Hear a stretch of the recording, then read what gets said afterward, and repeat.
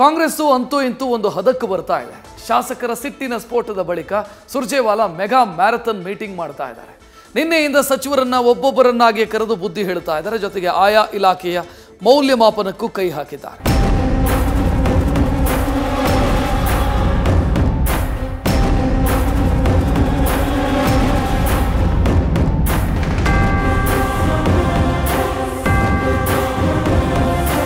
ಕಾಂಗ್ರೆಸ್ನಲ್ಲಿನ ಭಿನ್ನಮತದ ಗಾಯಕ್ಕೆ ಮುಲಾಮು ಸೌರುವ ಕಾರ್ಯ ಶುರುವಾಗಿದೆ.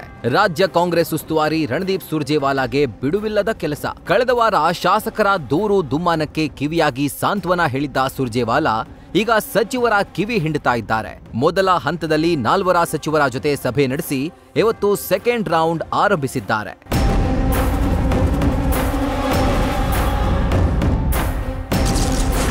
ಸುರ್ಜೇವಾಲಾ ಮೀಟಿಂಗ್ಗೆ 11 ಸಚಿವರು ಅಟೆಂಡ್. ಶಾಸಕರ ಕಂಪ್ಲೇಂಟ್ ಹಿಡಿದು ಸುರ್ಜೇವಾಲಾ ಪಾಠ.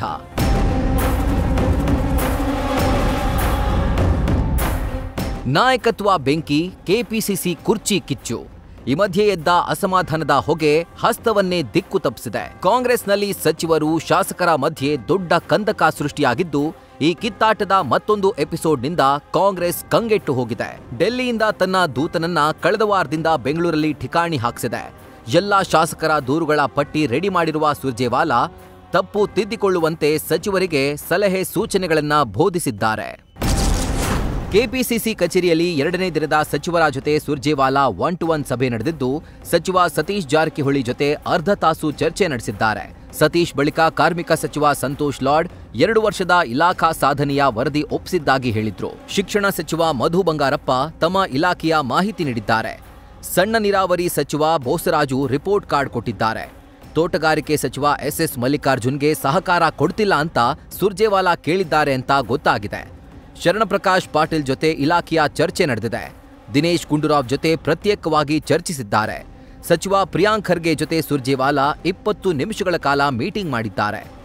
ಯೋಜನೆ, ಕಾರ್ಯಕ್ರಮ ಸಂಯೋಜನೆ ಮತ್ತು ಸಾಂಖ್ಯಿಕ ಇಲಾಖೆ ಸಚಿವ ಡಿ ಸುಧಾಕರ್, ಪಶುಸಂಗೋಪನಾ ಸಚಿವ ಕೆ ವೆಂಕಟೇಶ್, ಮಹಿಳಾ ಮತ್ತು ಮಕ್ಕಳ ಕಲ್ಯಾಣ ಅಭಿವೃದ್ಧಿ ಸಚಿವೆ ಲಕ್ಷ್ಮೀ ಹೆಬ್ಬಾಳ್ಕರ್ ಜೊತೆ ಚರ್ಚೆ ಆಗಿದೆ.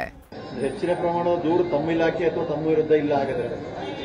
ನಮ್ಮಲ್ಲಿಲ್ಲ, ಬಹುಶಃ ಕಡಿಮೆ ಇದೆ. MLAಗಳ ಲಿಸ್ಟ್ ಮಾತು ಕೊಟ್ಟಿದ್ದಾರೆ, ಅಟೆಂಡ್ ಮಾಡ್ಲಿಕ್ಕೆ ಇದ್ದಾರೆ. ಆಲ್ಮೋಸ್ಟ್ ಅಟೆಂಡ್ ಮಾಡಿದ್ದೀನಿ. ಅವನು ಕೂಡ ಮತ್ತೆ ಸ್ಪೆಷಲ್ ಮೀಟಿಂಗ್ ಮಾಡ್ತು ಅಂತ ಹೇಳಿದ್ರು ಅಷ್ಟೇ. ವಿಷಯಗಳು ಅವ್ರಿಗೆ ಏನು ಗಮನಕ್ಕೆ ಬಂದಿತ್ತು, ಅದು ಒಳ್ಳೇದು ಕೆಟ್ಟದ್ದು ಎಲ್ಲವನ್ನೂ ಕೂಡ ಹೇಳಿದ್ದಾರೆ. ಏನೇನು ಅವ್ರ ಗಮನಕ್ಕೆ ಬಂದಿದೆ ಅದೆಲ್ಲವೂ ಕೂಡ ನಾನು ಕೂಡ ಅದಕ್ಕೆ ಮುಂದಿನ ಯಾವ ರೀತಿ ಕ್ರಮ ತಗೊಳ್ಬೇಕು ಅದನ್ನು ಕೂಡ ತಗೊಳ್ತೀನಿ. ಆ ಥರದೆಲ್ಲ ಏನಿಲ್ಲ. ಕಂಪ್ಲೇಂಟ್ಸ್ ಅಂತ ಹೇಳಕ್ಕಾಗೋದಿಲ್ಲ. ವಿಷಯಗಳು, ಸಲಹೆಗಳು ಎಲ್ಲ ಇರ್ತದೆ. ಕೆಲವೆಲ್ಲ ವಿಚಾರಗಳನ್ನು ಕೇಳಿದ್ರು, ಬಹಳ ಖುಷಿ ಪಟ್ಟರು. ಎಸ್ಪೆಷಲಿ ಕೆಲವು ರಿಫಾರ್ಮ್ಸ್ನ ಮಾಡೋದಕ್ಕೆ ನನಗೇನು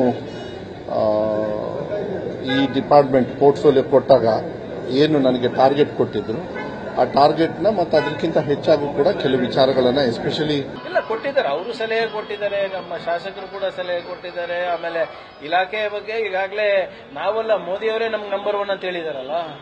ಬಿಜೆಪಿ ಸರ್ಕಾರದಲ್ಲಿ ಕರ್ನಾಟಕ RDPR ಇಲಾಖೆ ಏನಿದೆ ಅದು ಬಹಳ ಚೆನ್ನಾಗಿ ಕೆಲಸ ಮಾಡ್ತಾ ಇದೆ. ವಿಕೇಂದ್ರೀಕರಣದಲ್ಲಿ ಇರಬಹುದು ಮತ್ತೆ ಡೆವಲ್ಯೂಷನ್ ಆಫ್ ಫಂಡ್ಸ್ ಇರಬಹುದು. ನಾವೇ ನಂಬರ್ 1 ಅಂತ ಕೇಂದ್ರ ಸರ್ಕಾರನೇ ಸರ್ಟಿಫಿಕೇಟ್ ಕೊಟ್ಟಿದೆ.